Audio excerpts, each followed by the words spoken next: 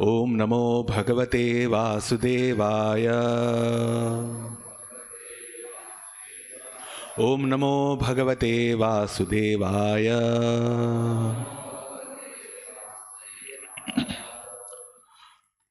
So today we are reading from Srimad Bhagavatam, Canto 10, the Summum Bonum, Chapter 22. Krishna steals the garments of the unmarried gopis, and we are reading text 17. So please repeat after me. Tataha jala ashayat sarvaha darikaha shita vepitaha panibhyam yonim achadya protterhu shita karshitaha tato jalashayat sarva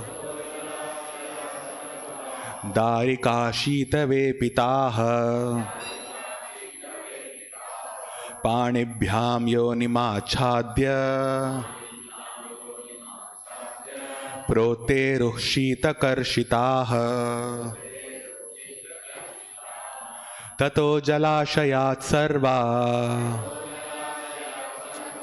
darika shita vepitaha panibhyam yonimachadya protteruh shita karshitaha tato jalashayat sarva darika shita vepitaha panibhyam yonimachadya protteruh shita karshitaha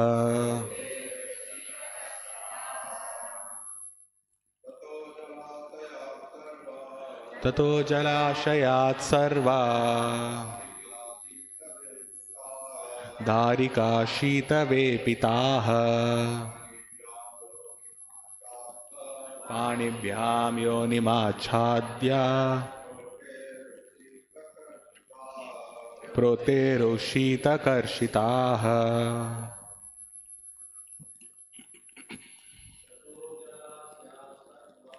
Tato jalashayat sarva darika shita vepitaha panibhyam yonimachadya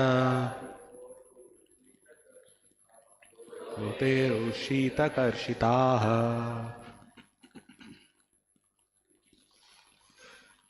Matajis. Tato jalashayat sarva darika shita vepitaha panibhyam yonimachadya protteruh shita karshitaha.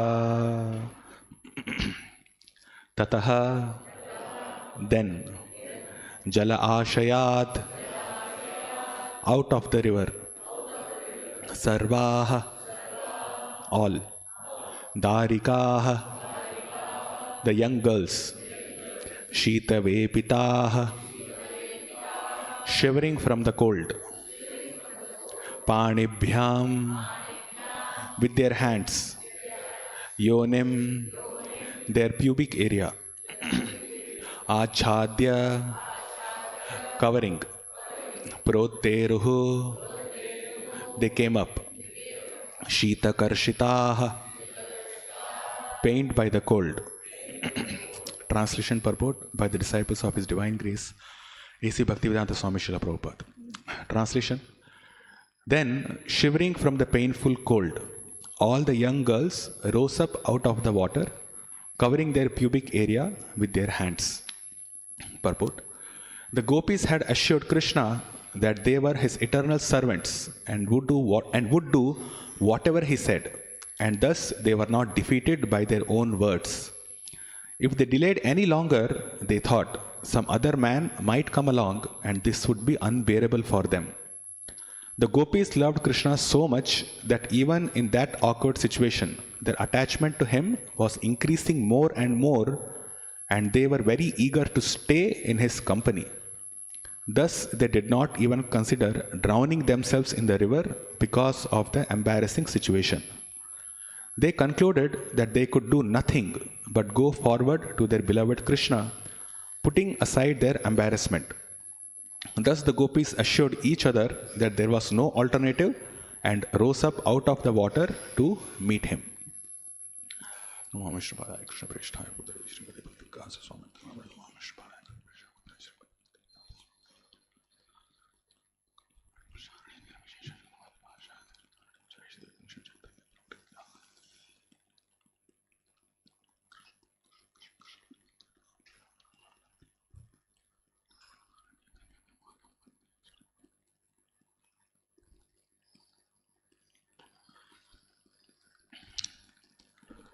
So I'll read the translation again. Then, shivering from the painful cold, all the young girls rose up out of the water, covering their pubic area with their hands.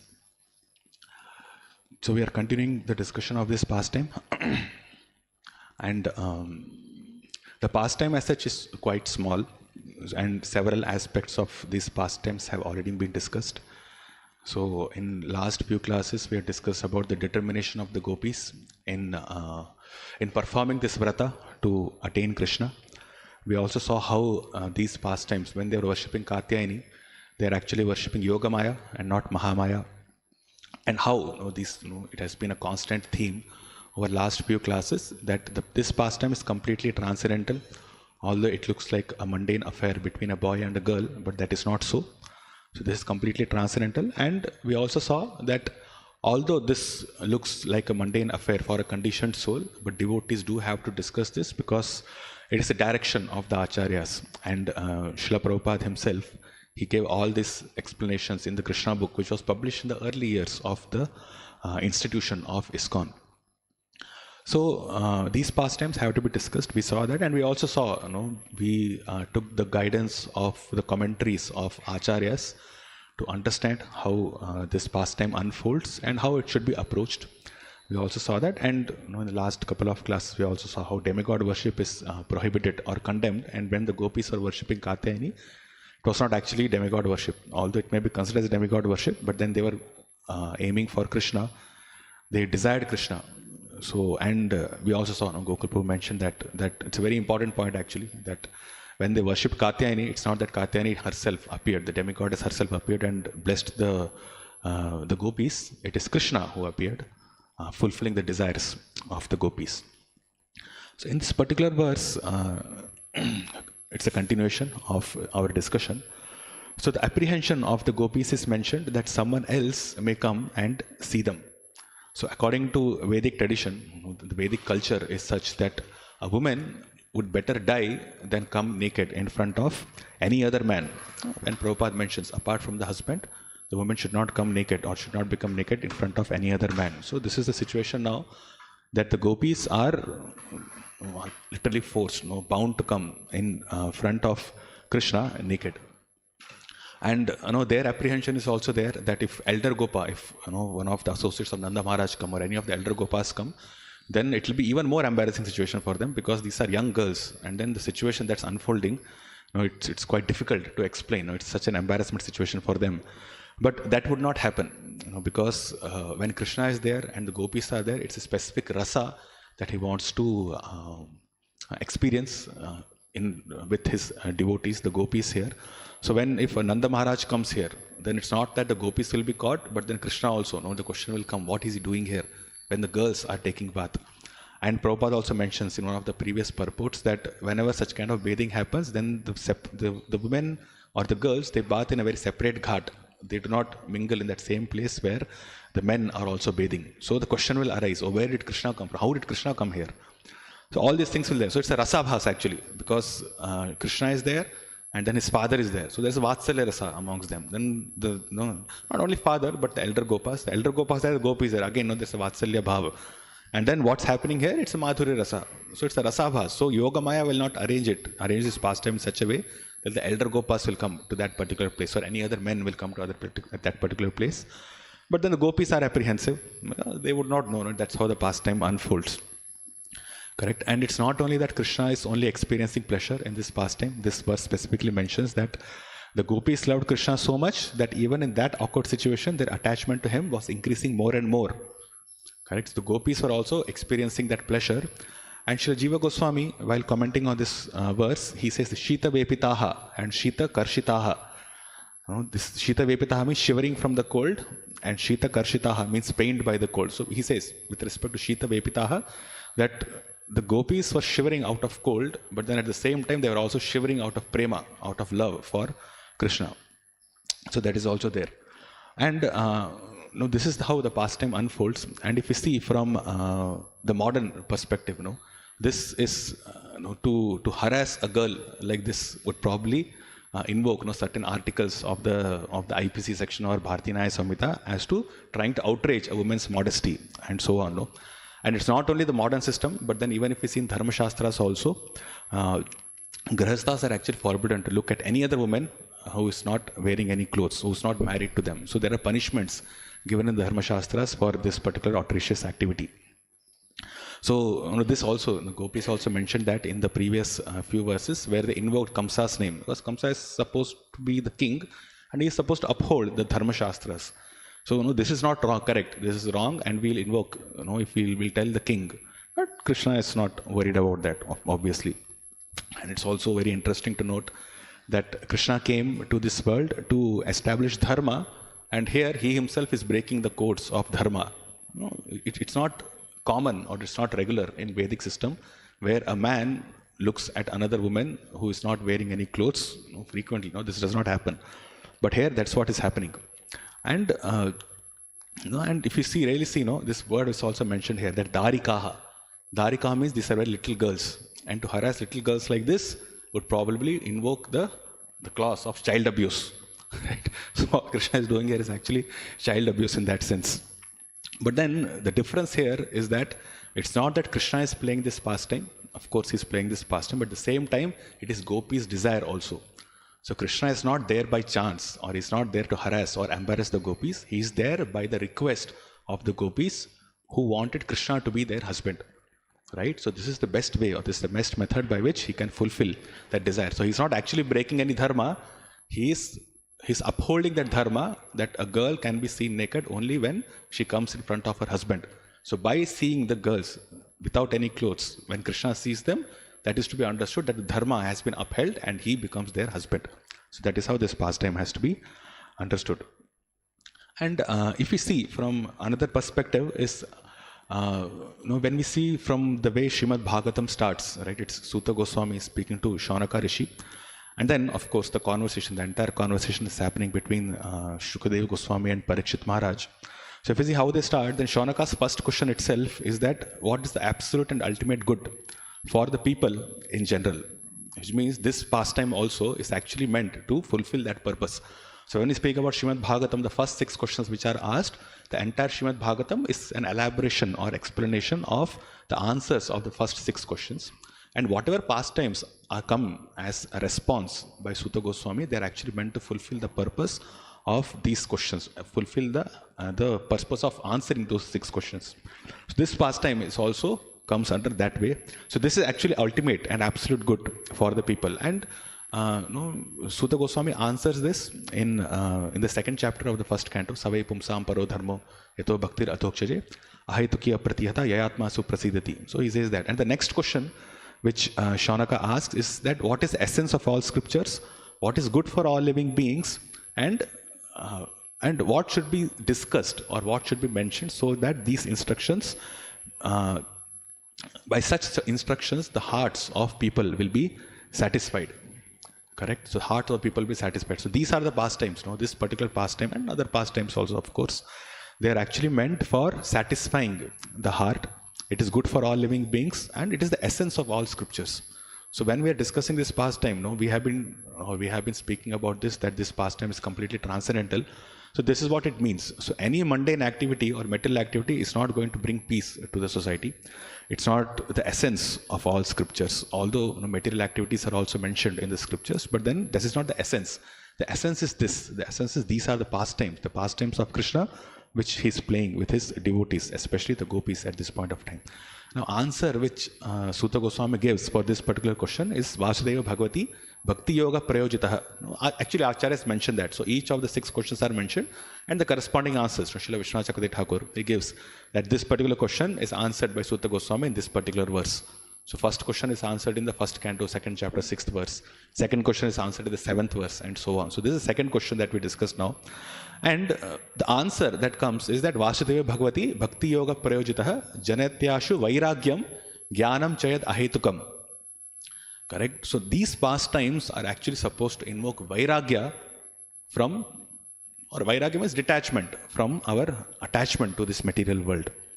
Right? So, to bring it in proper context, this particular pastime is not supposed to increase the attachment to mundane affairs, but it is supposed to detach ourselves. It's supposed to develop Vairagya after hearing this pastime. So how would that work? So, first thing that we have to understand is that these gopis are not ordinary girls. And of course, Krishna is not an ordinary boy. He's the Supreme Personality of Godhead. And the gopis are either the personal expansions of his internal potency, or they are completely sheltered by the internal potency, and they are not affected by mundane lusty activities. Right? So this point should be very clearly understood. And we have come to the 10th canto, but actually Srila Prabhupada indicates that right in the first canto, first chapter, in the purport of his first verse. Right? So there in one of the paragraphs, the last paragraph, he mentions this. So I'll just read this so that we can differentiate as to how this apparently sexual activity that is going on in this particular pastime is actually not so. It is a topmost rasa, and people who do not have that elevated consciousness will not be able to understand or differentiate between the transcendental position of this particular pastime with the mundane activities that happens in the material world. And actually nowadays it's quite prominent.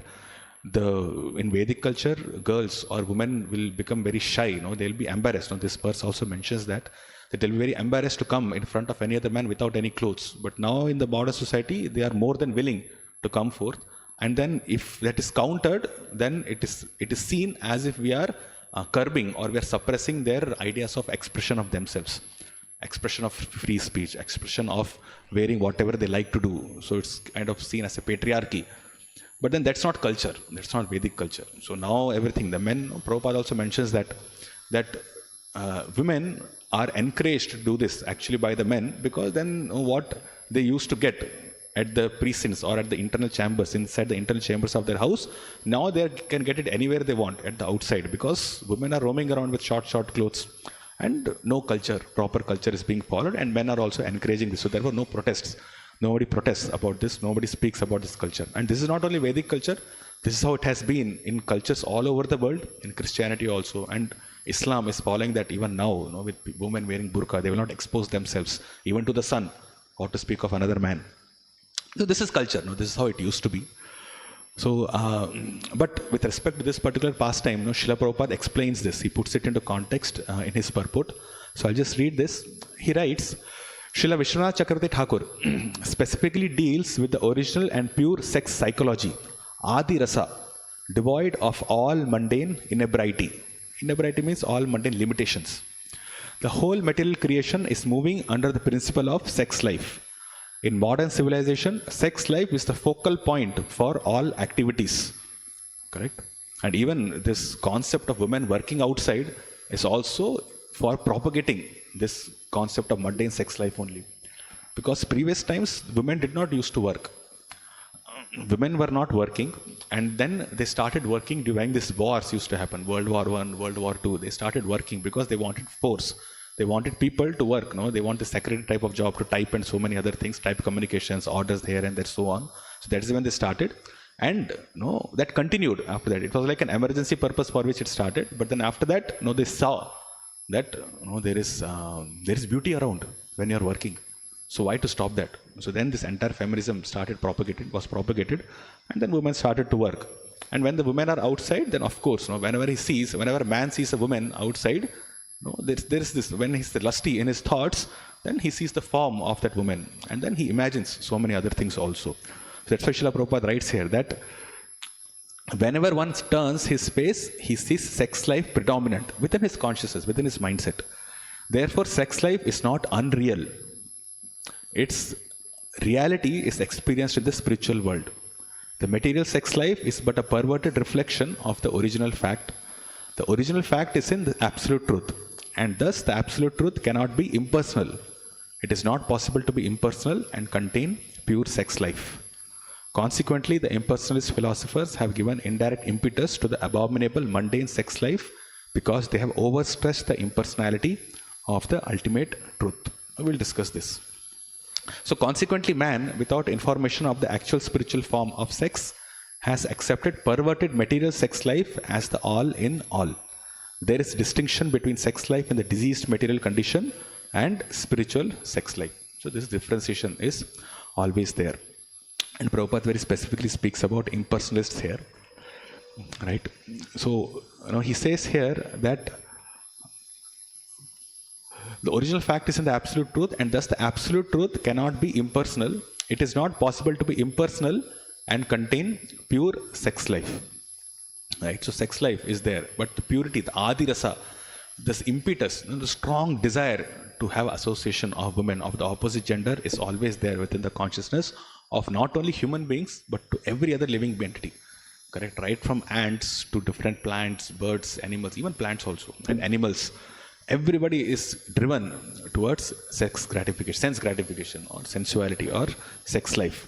So Srila Prabhupada writes here that original rasa, the original interaction or the original rasa of the sex life actually belongs to the spiritual world, and the impersonalists cannot understand that. Because according to impersonalism, there is no form, there are no emotions, there is only consciousness, but there is no interaction, there is no rasa that way. So impersonalists de-stress this sexual interaction between the transcendental sexual attraction between Krishna and the gopis. So because people who are followers of these impersonalists, then they are not purified in their heart. So therefore, impersonalists directly give impetus to mundane sex life in that way. Because unless the heart is purified, then the desire to enjoy sex life will always be there. And by impersonalism, these impersonalists are actually pushing forth the mundane sex life by this. This is what Srila Prabhupada says. And this pastime itself, if we see, this negates the impersonalism aspect. Krishna is Brahman, is Parabrahman, is the Supreme Personality of Godhead. And here we are talking about the gopis who are girls and Krishna who is a boy. And pure sex psychology is this Adi Rasa which is experienced by Krishna and the gopis. So when it comes to explanation of these pastimes, this is Shastra. So impersonalists cannot say that this is some mundane story. This belongs to Shastra, Srimad Bhagavatam. The importance of Srimad Bhagavatam is also known to the Mayavadis. So, and this pastime unfolds in Shastras. How would they explain it? How would you explain these kind of pastimes, where Krishna is the Supreme Personality of Godhead? Shankaracharya himself says, Narayana Para Abhyaktat. And then even if we consider that Krishna is an incarnation of Narayana, still he is on the transcendental platform, right? So how will he explain his activities? How will the Mayavadis explain his activities or what is happening in this particular pastime? Correct. So to get around to that, there are just like there are different types of poisonous snakes. Within Mayavada also there are different types of Mayavadis. Some of them, they reject the Puranas completely. So they say, only Shrutis, only the 4 Vedas, only the Upanishads, only the Vedanta Sutra. And apart from that, these Puranas, all these stories are for lower class people. Those who are not elevated their consciousness to Jnana, it is for them. It is not for those who are who are already sannyasis, who are already onto the Vedanta platform. Puranas are not meant for that. So it is those Puranas should be rejected. That is one part, which says. And the other, there are other Mayavadis also who claim or who say that by hearing these pastimes, it is actual purification that happens. So that is another set who speaks like this. So by hearing the Puranas and all, those who are Grihasthas, Grihasthas are condemned actually in Mayavad philosophy. They say that or in Shankaracharya's philosophy, it is that one cannot attain the goal of life if one is a Grihastha, according to them. So for Grihasthas, this transcendental situation is completely kind of prohibited. So they say, if you want to start entrance, if you want to get entrance into the ultimate goal of life, into merging into Brahman or this transcendental knowledge, then one has to take sannyas. From sannyas it starts. So their practice of attaining perfection starts only from sannyas. So grihasthas are completely below that. And okay, let's not condemn them fully. So what they give is, they give these, Puranas are there for you. If you read these Puranas, some purification will happen. And over different lifetimes, so those who are Shudras, those who are Vaishyas, those who are Kshatriyas, they cannot achieve perfection in this lifetime. They have to take another birth. They have to take another birth as a Brahmana, and even as Brahmana Grihastha, then also they cannot attain perfection. The Brahmana must take sannyas, and then he starts his transcendental journey. So these pastimes which are there in the Puranas, they purify the heart and bring you to that platform where you will be taking birth as a Brahmana, and then you can take sannyas, and then you can attain transcendence like this. But the question that remains is, if Krishna is actually, or Brahman is actually impersonal, and we say that Krishna is the material manifestation of this Parabrahman, then how can one hear his pastimes and purify himself? Because whatever activities are performed on the material platform, those activities do not purify. That's very clear. Krishna speaks about this in Bhagavad Gita also, and other Upanishads, and the Vedanta Sutra is also very clear about this, that activities performed on the material platform or within the control, within the auspices of the three modes of material nature, cannot take one to transcendence. So how is it that by hearing these pastimes, then one can achieve transcendental position, or one can achieve purification? How will the purification happen when these pastimes are also considered as material by these Mayavadis? So these are the questions which are, we can say, standing out, or outstanding questions which have not been responded to by the Mayavadis. But Srimad Bhagavatam, it responds to this.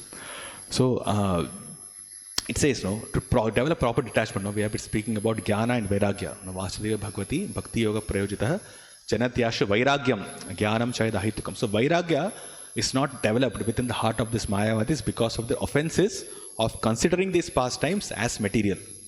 So they do not develop this detachment. So what they do is they basically reject it. So these Mayavadis who are somewhat compassionate over the Grihasthas, they say, okay, accept Puranas, do the purification. Maybe in future lifetimes we will see whether you become Brahmana, and then you can attain transcendence, take sannyas and do that. And others who are strict, they will say no interest, no Puranas at all. Puranas will not do anything, only Upanishads are there. So because their heart is not purified by hearing the pastimes of Krishna, whatever austerities they performed is just forced austerity. Whatever Vairagya is there, it is just forced Vairagya. And because of this forced Vairagya, if someone comes in contact with these pastimes, his consciousness becomes contaminated with sexual desires. And then he falls down into this material pool. So this is what Srila Prabhupada says, that by impersonalism and pure sex psychology cannot go hand in hand. And by stressing this impersonalism, they have actually stressed forth the mundane concept of sexual life. Right? So when they hear this pastime, they do not hear with proper mood. They do not understand that Krishna is the Supreme Personality of God. It is completely transcendental. The gopis are completely transcendental, and their interaction is pure sex psychology, available and present only in the spiritual world.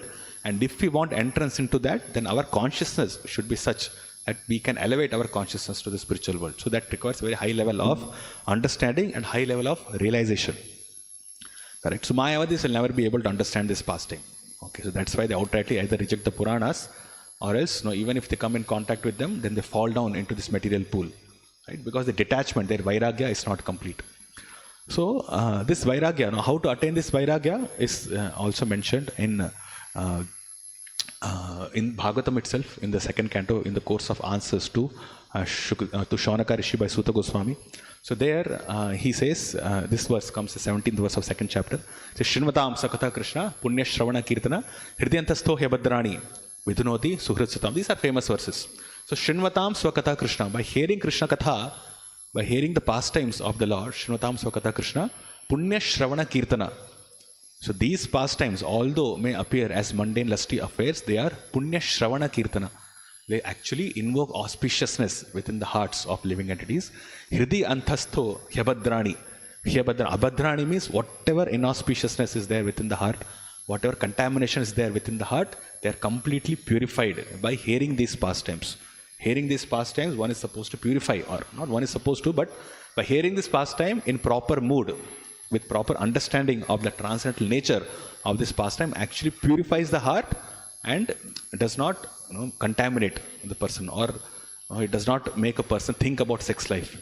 This question was brought forth to Srila Prabhupada also. I think one of the disciples, he asked that when we read these pastimes, then sexual, I don't know whether it's Prabhupada or it was asked to Guru Maharaj. It was a long time since I came to know about this. So it was asked to one of them that when we read these pastimes, when we read about Ras Leela and so on, then the sexual desires, they started increasing within our heart. And then that disciple was strictly forbidden. I think Prabhupada only said that. He said, then that means nonsense. That means nonsense that you are not supposed to read this pastime, you are supposed to chant more. There are so many other pastimes in Srimad Bhagavatam. Concentrate on those pastimes, purify your heart, and then come to this particular pastime where you can understand the true transcendental nature and one is not agitated by sexual desires. So when we are discussing these pastimes, if we are agitated by the sexual desires, we should automatically understand that this is not meant for us. This is not meant for us. We are not on that transcendental platform yet. More work is required. More intensity is required. And more proper channeling of attitude is required. So these are the things which we have to understand. So that's why there are first 9 cantos. Read the first 9 cantos again and again till we are not agitated, or till we are not agitated by hearing this pastime. And of course, chant more, chant sincerely, like this. So this is one perspective, from the perspective of the Srimad Bhagavatam itself, right from the start, how it is good for people, because it takes the devotee to the transcendental platform. And we also see that this is Srimad Bhagavatam was actually spoken by Shukdev Goswami to Maharaj Parikshit. And Shukdev Goswami actually got blessings from Krishna that he will not be influenced by Maya Devi. So we also know the story that Shukdev Goswami actually stayed within the womb of his mother for 16 years because he knows when he comes out, then he will be affected by Maya. And what is the greatest weapon of Maya? It's sexual desire. The sex desire, the attraction between man and woman, that is the highest weapon of Maya to keep this conditioned living entity bound within this material world. So Shukdev Goswami did not want that. So he stayed within the womb of his mother for 16 years and did not want to come out. And only when Krishna gave him the blessing that you will be completely transcendental even if you come out of the womb of the mother, then only he decided to come out. And as soon as he came out, then he moved from that place. And then when Srila Vyasadeva saw that Shukdeva has not undergone any of the reformatory activities, then he sent his disciples behind Shukdev Goswami. And what did they recite?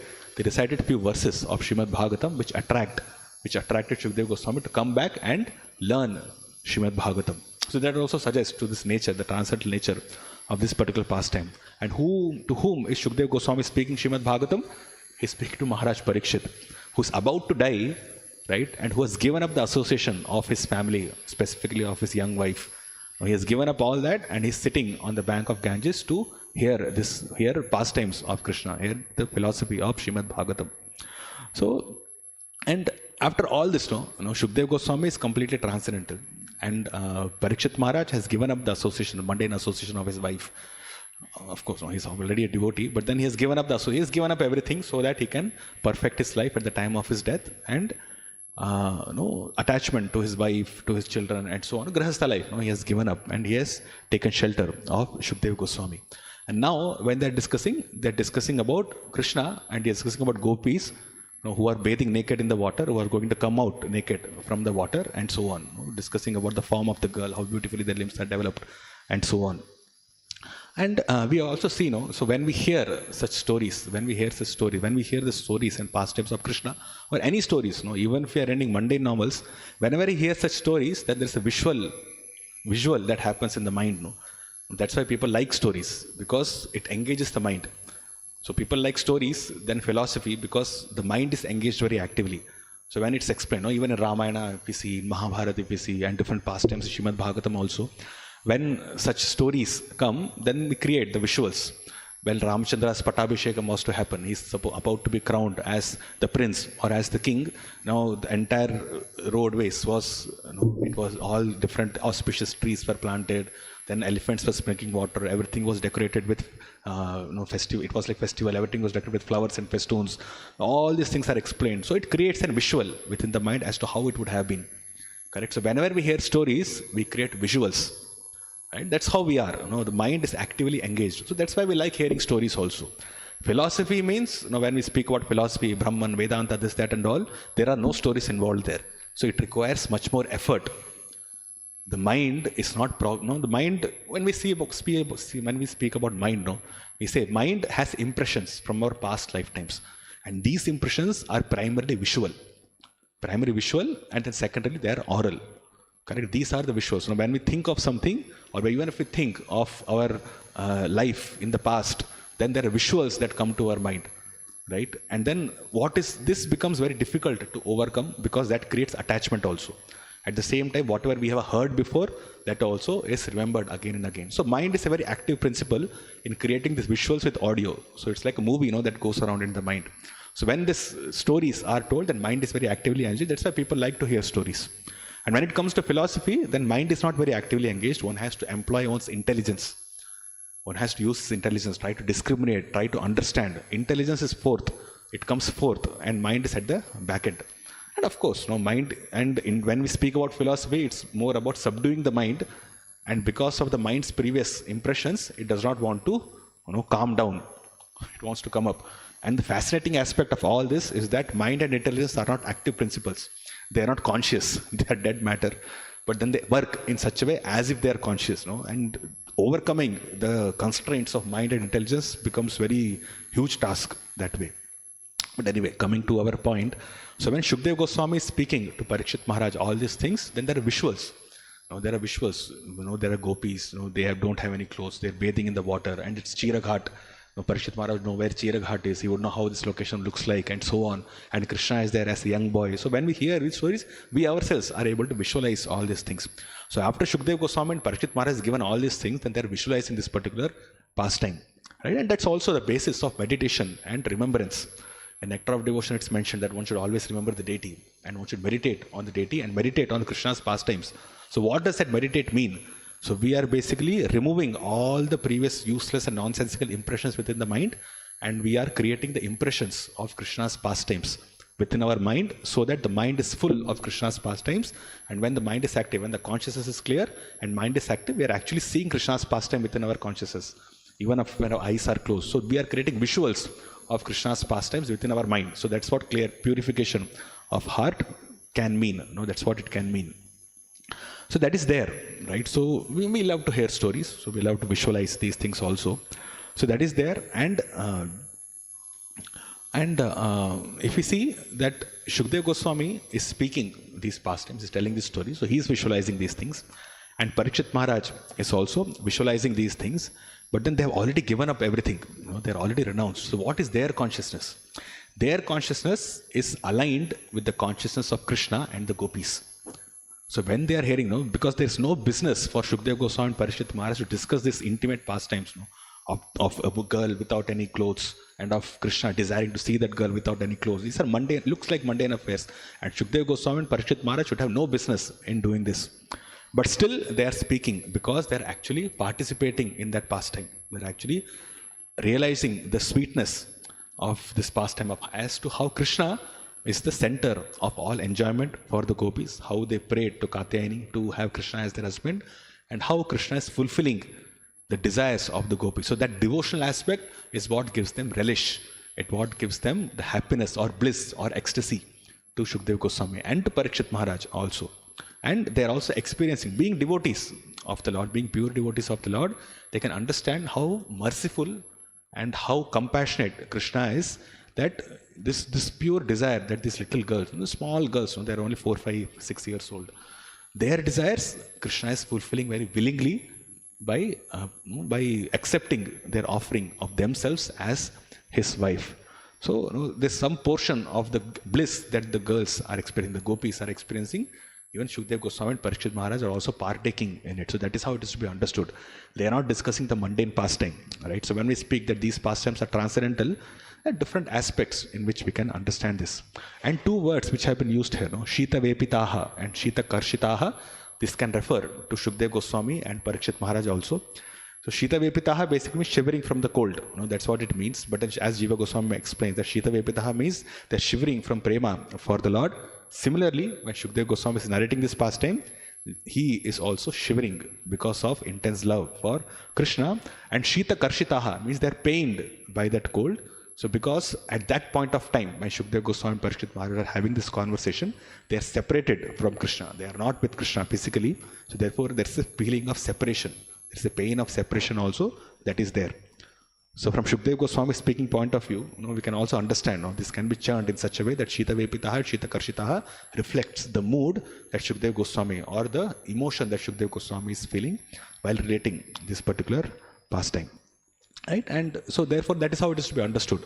Now here it says, Pani Bhyam Yoni Machadya, the girls, the little girls, they came out, they covered their private parts, pubic area and so on. This should not contaminate the mind. This should not contaminate the mind. You should understand the goal of Srimad Bhagavatam as it was conveyed to Shaunaka Rishi by Shukta Goswami. As it's realized and as it's relished by Shukdev Goswami to Parikshit Maharaj. If our mind is getting contaminated, then there's a problem with us. These pastimes are completely transcendental, and that is how, and somehow it is completely misunderstood, right? And if we see from Krishna's point of view also, that Krishna is sitting on top of that tree, and he is the supreme personality of Godhead. Although the Vrajavasis may not know that, but he is the supreme Lord, and he knows that. That is how the pastime is. So Krishna always knows that he is the supreme Lord when he is Vrindavan. But then by Yoga-Maya's influence, he engages in different pastimes. So he can do whatever he wants, correct? So if we really have to see the gopis naked, can't he see them in any way they want, even when they are wearing clothes or even when they are within water? Is it so difficult for the all-power, almighty, omnipresent, omnipotent Krishna to see the gopis naked or to see anybody naked for that matter? Right? So it doesn't make any sense. It's an absurd proposition that Krishna is playing in this pastime only to see the gopis naked. He is God. He can do whatever he wants. So even when the gopis are within the water, it is not impossible for him to see them however he wants to see them.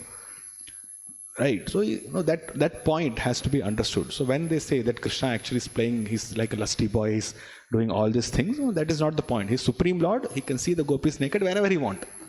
Basically, he's there as Paramatma within everyone's heart also. He sees in and out each and everything.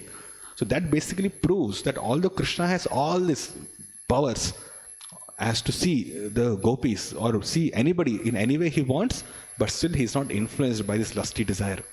Because for one who can accomplish whatever he wants, he is never impelled or propelled by an external force as sexual desire. We are the ones who are impelled by sexual desires. Because we are limited in nature, we cannot fulfill all our desires. A person who can fulfill all his desires, he is not impelled by sexual desires. It's like this, a rich person, a person who is poor, he may be hankering for something. He may have a desire to get some opulence, to get some good house, to get some objects, to get some whatever he has desire. He may have that hankering.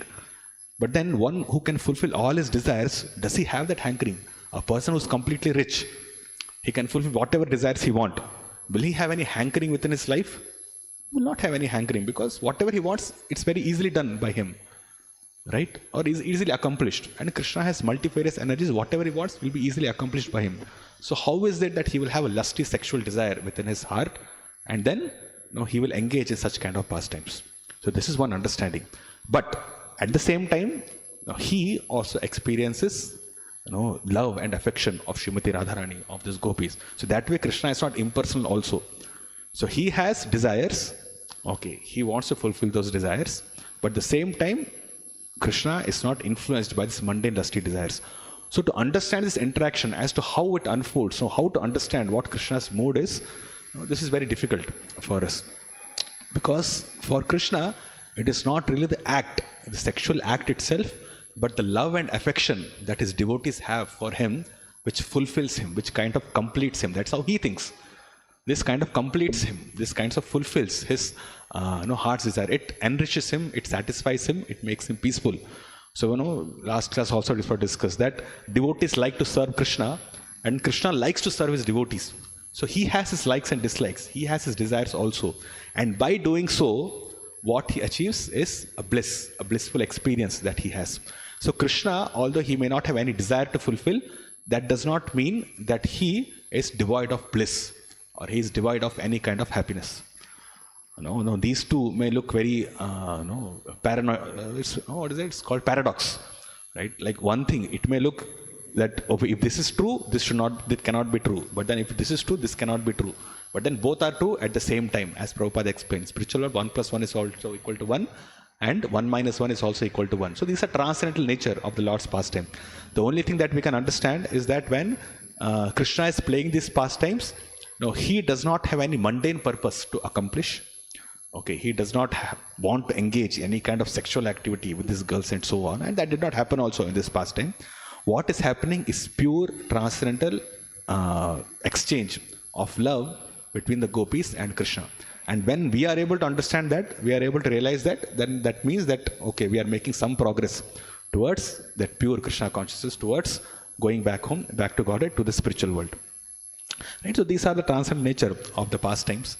And when the mind is not purified, when it's contaminated, it's not purified, then it's like a crow, it's like a pig. As Narad Muni says to Vyasdev, that you have explained all these different literatures, but then you have not given. This comes in the first canto, in the 4th, 5th and 6th chapter of the first canto, when there's a conversation between Vyasdev and Narad Muni. Then Narad Muni tells that although you have written all these Vedic literatures, everything you have compiled, but these are all Vayasam Tirtha, these are all place of pilgrimage for the crows.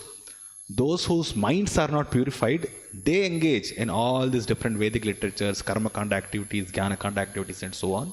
But then who is a Paramahamsa? He engages in hearing the pastimes of the Lord. So these pastimes are meant for Paramahamsas, of those of purified mind. So those who have mind, or those who have consciousness of crow or of a pig, when they read this pastime, because their heart is not purified, they will be agitated by this mundane sexual desires. By visualizing this pastime, how the gopis are coming without any clothes outside of this of the river, they'll imagine that, and then their mind, their genitals will be agitated, their mind will be agitated, heart will be contaminated, and so on. So these are the people whose mind is contaminated, just like a crow. The crows are attracted to mundane things, to dirty things. So although these pastimes are transcendental, because their consciousness is so low, so they will be attracted to that mundane sexual life. But then one whose mind is purified, right, by hearing these pastimes, by hearing the pastimes of the first 9 cantos, by chanting the Hare Krishna Mahamantra, whose mind is purified, when he hears this pastime, it purifies him more. It purifies him more, right? So that is what happens. And the nature is different.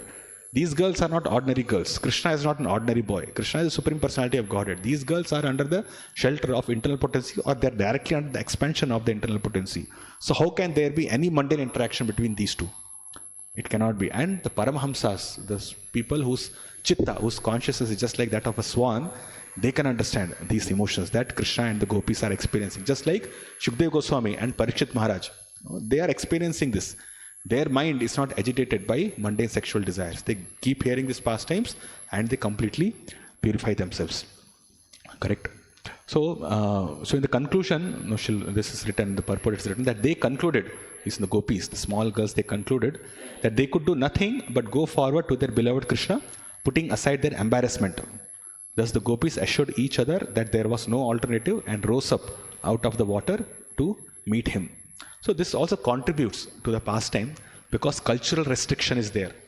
So when there's a cultural restriction is that the girl should not come in naked or girl should not come naked in front of any other boy. So there's a cultural restriction like this. And wherever the girls are taking bath, no men is allowed there also. But although apparently the gopis may be talking to Krishna, chastising him and all, but still they don't want Krishna to go away from that place. They want to be there. That's why it's also mentioned that although this is such a embarrassing situation that one should give up one's life. The girl should give up one's life, then give up her modesty. But here the girls do not want to do that. They want association of Krishna, and they wish that none of the gopas, elder gopas, also come, because what that would result in, if one of the elder gopas come, all that will not happen. Then Krishna will go away from there. He'll probably hide himself behind some bushes when elder gopa comes. And the gopis will not be able to do that, but even if that happens, then Krishna will disappear from that place, and the gopis do not want that to happen. Correct? So although it's an embarrassing situation from the cultural point of view, the Vedic cultural perspective, but still the gopis do not want this to end. So that is why they very readily agreed to come out, and because of the cultural restriction, they covered their private areas also. So that is there. So these things actually relish, or these things nurture, or nourish the interaction between Krishna and gopis. So when there's a restriction, then there is more intense emotions are involved. So that's why we will see in future, when in other chapters also we will see, as it comes in the 29th chapter and so on, Rasa Panchadhyaya will come, that these cultural restrictions actually, when there's a fear of being caught, then the interaction or the association becomes even more relishable that way. So these are transcendental nature, these are transcendental nature of the pastime. So that is there. So that's why, even though this embarrassing situation is there for the gopis, but still they do not want Krishna to go, and they very readily agree to come out to transgress all these cultural boundaries and express their pure love for Krishna. Right? So that is how this pastime has to be understood. Then this is the same thing. So we, right from the start of this chapter, we have been discussing that this pastime should not be understood in a mundane manner. It is completely transcendental. And right from the perspective of Srimad Bhagavatam, from the perspective of the conversations that is happening between Shukdev Goswami, Parikshit Maharaj, Sutta Goswami, then Shaunaka Rishi, and even from Vidura, Maitreya and so on, these pastimes are understood by the great rishis as completely transcendental. Or else Vyasadeva would not have written all these things. First line, Om Namo Bhagavate Vasudeva, he established Krishna as Bhagavan, as the Supreme Personality of Godhead. So that is the reference. And he also says Krishna Stu Bhagavan Swayam. That is the reference. So entire pastime of Srimad Bhagavatam, especially in the 10th canto, is to be understood in that manner. And whoever is able to interact with Krishna in his pastimes in Srimad Bhagavatam, they should also be understood as of possessing the same transcendental nature. So when Prahlad Maharaj is interacting with Nrsimhadev, he's completely transcendental. All the devotees who are mentioned in Srimad Bhagavatam, they are on the same transcendental nature. They are all under the shelter of the internal potency, under the shelter of Yogamaya, and they interact with Krishna on that transcendental platform. That's why Srimad Bhagavatam is Paramahamsa Samhita. It is meant for the Paramahamsas. It is meant for those who are of the transcendental consciousness, because they can completely understand the pastime. They can relish those pastimes. Right? The third verse, Nigama Kalpataro Galitam Phalam, Shukamukad Amritadava Samitam, Pipata Bhagavat Rasamalayam, Mohroho Rasika Bhuvi Bhavukaha. This Bhagavatam is meant for Rasikas. It's meant for those who can relish, who can experience these transcendental pastimes. So Bhagavatam is meant for that. And although we may not be on that level, but we should be clear of what the goal is.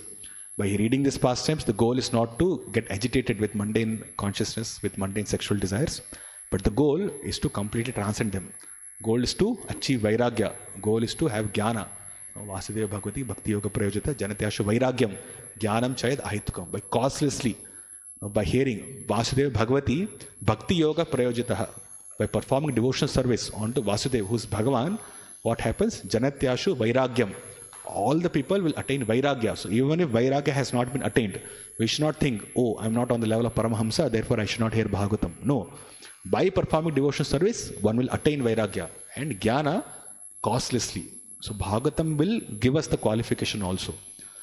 So if you are getting agitated by these pastimes, better not to hear. Read the first 9 cantos. But then, as we hear and more of all these pastimes mentioned in Srimad Bhagavatam, then automatically Vairagya will come. With proper Vairagya, not this Mayavad Vairagya. Proper Vairagya will come and proper knowledge will come. Knowledge means Sambandha Gyan, Abhidaya Gyan also. So, and Prayojana, this is Prayojana. What we are discussing here is the Prayojana, it's the ultimate fruit of love of God. So the interaction between the gopis and Krishna, the gopis, although performed this Abhidaya, this thing that of worshipping Katyayani, but Krishna did not appear because gopis were worshipping some demigoddess or even Yogamaya. Krishna appeared because he understood the internal desires of the gopis, their pure devotion, their pure love for him. That is why Krishna appeared, and then he played his pastime. So these things will automatically reveal as we hear Srimad Bhagavatam more and more. So the idea is to understand these pastimes in proper context and not get diverted into mundane consciousness by hearing these. Okay, so I'll stop here. You have any questions, comments?